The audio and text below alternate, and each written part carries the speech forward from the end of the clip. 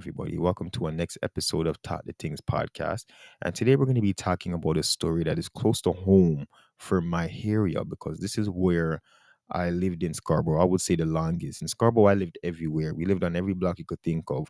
But this area we lived in, like I said, the longest, went to school the longest. So a lot of people that I know personally were affected by this case firsthand.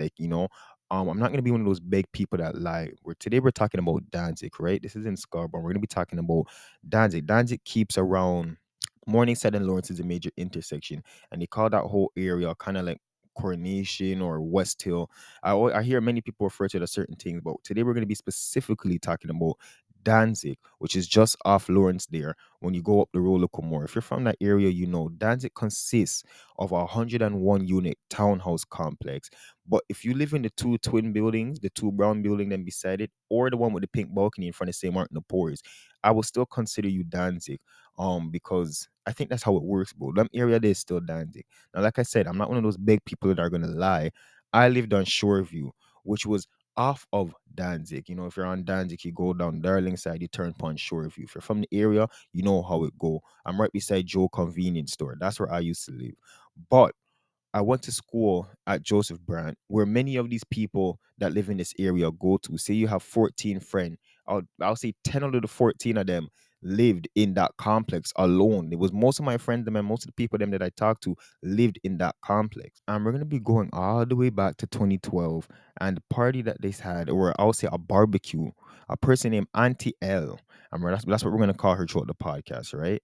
Auntie L was planning a barbecue and she named it the NSC Block Party. And she scheduled it for July 15th of 2012, but they said the terrain not held that day.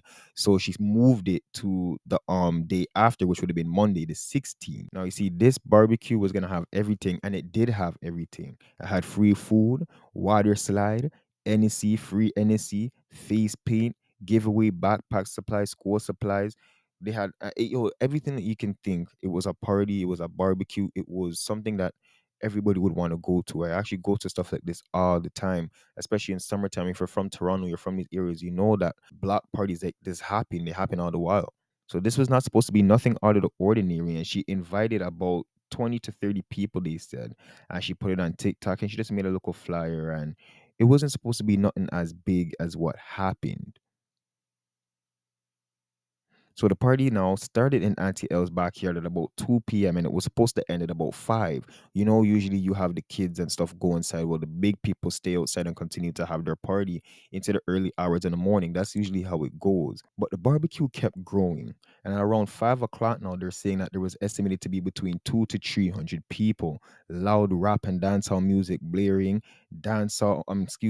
weed burning. It was described to be so full that it resembled a nightclub. Now you have to keep inside. This is outside in a person's backyard, leading out through like the alleyway, I believe it was in a local area.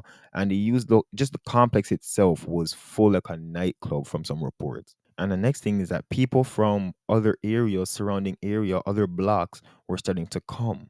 Now that was a problem because it wasn't meant for that. That's not what a barbecue was for. And supposedly some of these blocks, the people them in Danzig didn't even agree with. So what the hell were they doing over there? Now people that live in the complex were starting to complain because it was just starting to become too much. It was becoming way too much. And it was they just had to call the police. It was too loud. There was too much people. They were uncomfortable. People started to remove their kids because they started to see all these different men from all these blocks they don't recognize. One thing I can say, everybody knows everybody, down to the house number. Each person knows each person because you see them every day. You're squeezed into that little community. You go to school with them, you go to daycare with them, you go to the grocery store with them, you see them. So you know who's from your neighborhood and who's not. But people realized that there was enough people from other neighborhoods, like I was seeing. People got scared and started to remove their kids because they felt like as if something was gonna happen. We all know how these things go, and who the hell were these people from these other blocks that was coming now? So people were removing their kids, calling the police. Now people are starting to get frightened because it's like people were kind of thinking that something was gonna happen. But little did anybody know what was really about to happen. So there's a person, right? And we're gonna call this person Ganja. Ganja started to page some of the man them and was telling them to go back to their block and to come off of the neighborhood because you guys aren't from here. This is not what the barbecue's for. You guys shouldn't be here. He was basically just running them, telling them, yo, go back home, move, come off of here. And one person in particular who we're gonna call Bugs. Bugs was pissed the hell off. Bugs never liked hearing this. Bugs never liked that he got dealt like this. So Bugs went onto Twitter and was making some tweets talking about he was gonna go on a killing spree. He was gonna shoot up this barbecue. And I believe that these tweets started to go around a little bit viral because you're gonna hear why soon. You're gonna hear why soon.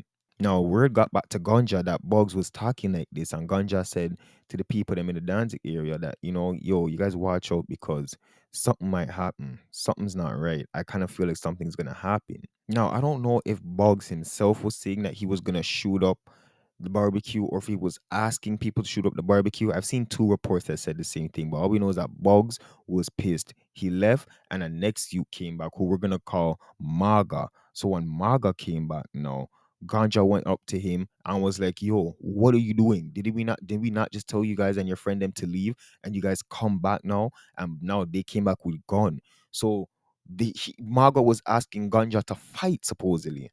And now this is when Ganja Jad is gone. I was like, yo, if you guys don't leave right now, you don't know already. I want to pause here and I want to introduce you guys to two people that's going to make sense. So there was a 14-year-old named Cheyenne Charles and a 23-year-old named Joshua. I think I don't even know how to say his last name. Sorry if I'm saying it wrong. I think it's like Yase. And at some time, Cheyenne got a text from her friend saying, yo, cut from there. And she replied, what happened? And then she said, we're good, we're good. And those were the last things that Cheyenne said. Also, Joshua messaged his friend and said, yo, like I want to leave this party because this isn't my scene. Joshua came from Ajax. Cheyenne actually was from that area. Joshua came from Ajax with his friend after they left work. So Joshua now was just saying, this is not my scene. I don't know. I don't like this. And his friend was like, so then yo, leave. If you're not, you know what I mean? Why are you there still? If that's not your area, just leave. Now, this shows how the party started to really go around in waves because this guy, like I said, lived in Ajax, which is about two cities down in Durham region. Not too much of a far drive, maybe about 25-minute drive, but it was still a different region. So at 10:40 p.m., less than 2 minutes after Maga reached there, he shot Ganja in his arm and then shot him in his belly. And you see when Ganja dropped down now, Ganja shot 11 times at Maga. But Maga ran into the crowd. So now bullets are just flying everywhere. Then there was a third person, a third shooter, and we're going to call this shooter Hizzy. And Hizzy shot 14 rounds into the crowd. So you guys can imagine the gunfire, the people that are running up and down, the people that are scared, how everybody just might have been just acting crazy. Like I heard from some people that was actually there when we were talking about this back in school. I heard that it was people on ground getting trampled. I heard it was just like the craziest thing that you could imagine. 24 bystanders were shot, two was killed, and three of them was trampled. One of them was pregnant that got trampled. Even a 22-month-old baby got shot in its head. The bullet grazed the baby's head. There was a next lady who was on the phone and she was talking. She ran off somewhere and she was on the phone talking and she's like, yo, like 10 people are dead or something like that. And a man said, Miss, you have a hole in your ass. No, the lady thought that he was like flirting with her, like, like trying to talk about her body or whatever. But the man was saying, no, you have a hole in your ass. So the lady lift up her dress and seen a big hole in her flesh.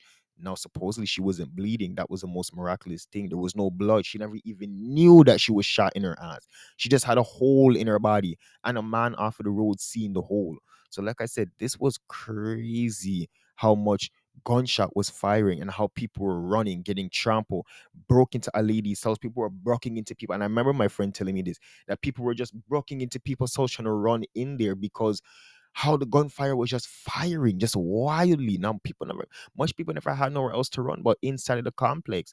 You know what I mean? So of course they're gonna try to get into people's house. They're gonna try to get anywhere they can to get away from the gunfire. But 24 of them still got touched. Two of them still got dead. Well, still got dead. Two of them still died. And three of them got trampled. Now, the ages ranged from 22 months old to 33 years old. And that's the people that got shot. And I want to talk about Cheyenne now, what happened to her. They were saying from reports that she got shot. She was running from the shots originally and then wind up getting hit after running through the bullets and then ran into one of them. And she collapsed and she died in front of house 203. So one of that lady actually had a story where she was talking, and I want to read you guys that very quickly. So after the gunshot stopped, there was the lady who lives in 203, right? She went to the news and her reports are that she said, "Everybody come out to my house, wanna get out, wanna get out." And as people was leaving the house, she went to the door and that's when she saw a young girl laying in the grass.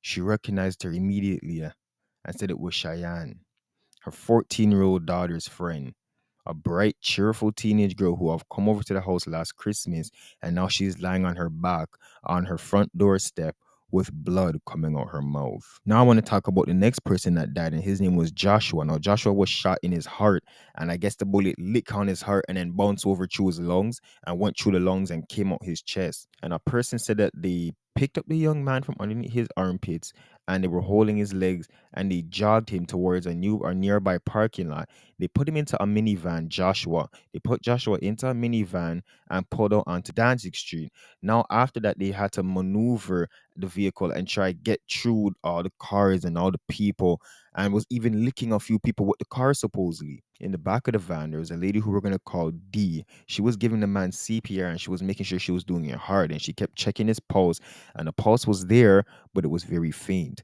So she gave him mouth to mouth, and she tasted beer blood.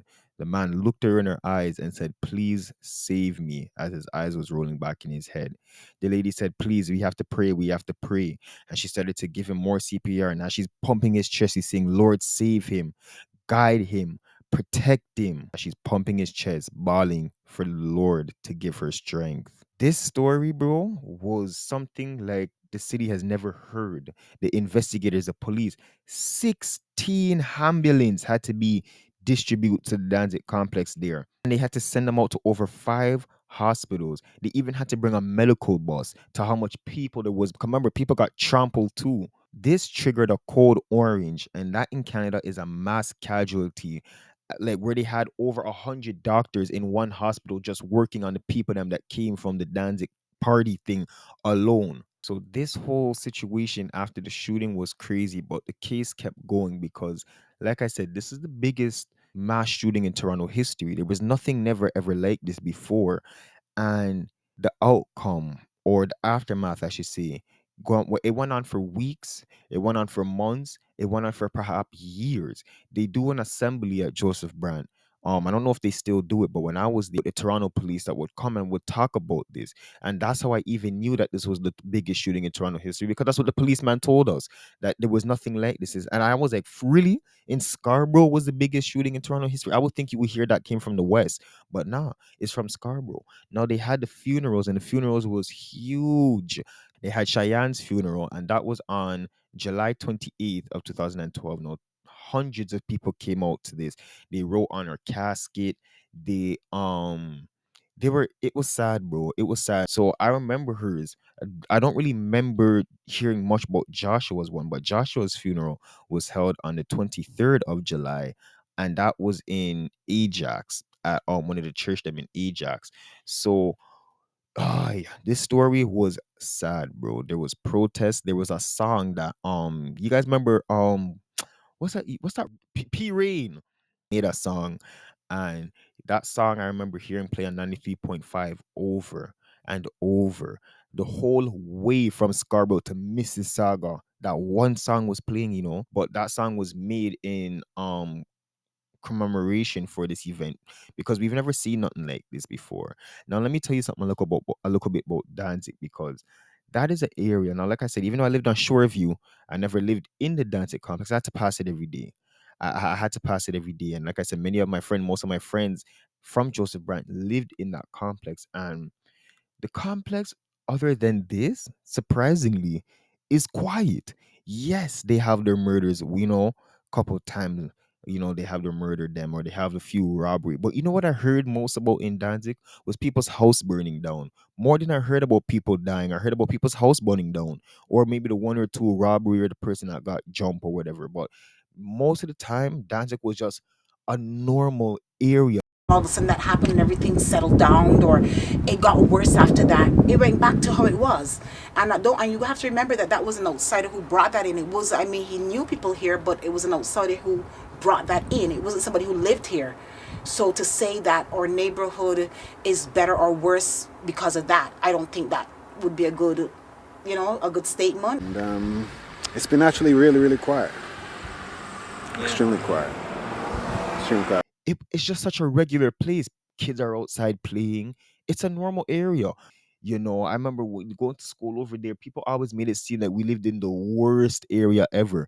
And it wasn't that bad. I remember I used to go visit my old schools and the people them that I used to know that when I lived in Cedarbury, or when I lived in Orton Park and I would go back to Willow Park, or when I went back to Cornell, people would be like, "Oh, you go to Brand? That's like near Danzig, right?" And it's like, "Yeah. Why are you guys acting like that?" There was nothing, bro. We were just badass kids, rude kids. But other than that, and like I said, the couple homicide a year that happens everywhere else in the city, this is an area that is not as bad as people make it seem. That's my whole point I'm trying to get across. But my final thoughts on this whole situation is that, and oh, also, you guys know that I don't go into the whole trial and stuff like that. You must know that by now. So if you want to know exactly all those information, you can go do your own research. Everything is there, but I won't be sharing that information on my show. Um, my thoughts on the situation is that this sucks. That thank God only two people, and this might sound so bad and messed up because nobody should have died, but thank God that only two people died. When you hear about how much people got injured, three people got trampled, and 24 other people got shot. A 22-month-old baby got shot. Lady got shot in her ass and didn't even know she got shot. Like, so many people could have died from this situation, but it was by the grace of God. I guess he was just out there protecting people. And I wish that Cheyenne and Joshua never had to face what they faced, because you could imagine how scared they were. You could imagine just dropping to the ground, not even really knowing what happened to you. And then you hear that Joshua was telling his friend that this wasn't his vibe. This wasn't his type of thing. These weren't his people. And then not even an hour later, you guys hear say he got shot and died. Same thing with Cheyenne. You hear that the lady messaged her and said, "Yo, cut from there." She said, "Why?" Not even knowing, thinking nothing was wrong. And I think that was at like 9 something. She got that message and she was dead by 10 something, nearly 11 o'clock. So it sucks all around. The barbecue and the party was fun, but the gunshot part, where everybody's running around, running into people's house, dung on ground, getting trampled, getting shot, that it was not nothing that nobody would want to be a part of. Nothing about it was glamorized. Nothing about it was fun. It was bare anxiety. You guys let me know what you think about this situation down below. Rest in peace, the two victims that were involved, and it just sucks that this had to happen to the extent it had to go to. I don't know, bro. I don't know. You guys let me know, and we'll talk next time on Talk the Things podcast.